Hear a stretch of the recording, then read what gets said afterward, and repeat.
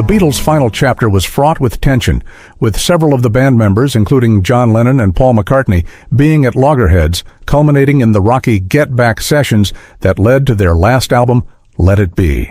I've got a feeling. The recording process, which began in January 1969 at Twickenham Studios, was intended to be a creative rebirth for the band, aiming to craft an album and gear up for a live performance comeback after they stopped touring in 1966. The entire process was documented on film for a planned documentary. However, things quickly went awry. George Harrison famously walked out on January 10, 1969, effectively quitting the band following a heated exchange with McCartney, who recently admitted to stealing lyrics over his guitar work. During these sessions, George had offered songs like All Things Must Pass, but they failed to pique the interest of the rest of the band.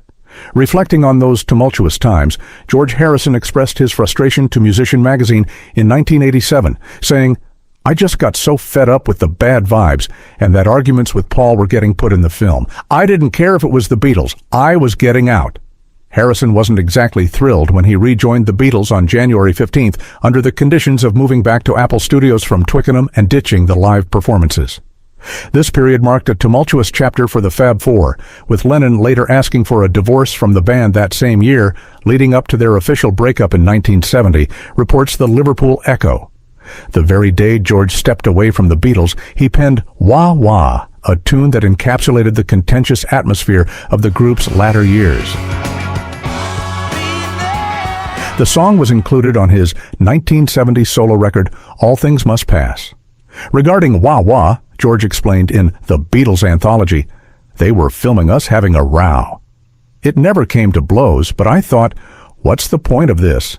I'm quite capable of being relatively happy on my own, but I'm not able to be happy in this situation. I'm getting out of here."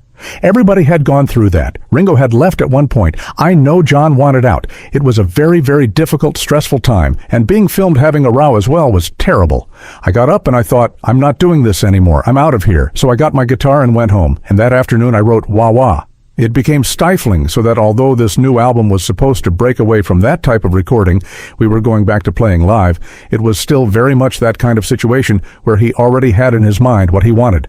Paul wanted nobody to play on his songs until he decided how it should go. For me, it was like, what am I doing here? This is painful. Then, superimposed on top of that, was Yoko, and there were negative vibes at that time. John and Yoko were out on a limb. I don't think he wanted much to be hanging out with us, and I think Yoko was pushing him out of the band, inasmuch as she didn't want him hanging out with us. The track Wah Wah was recorded through several sessions in 1970 before its release on Harrison's All Things Must Pass in November that year.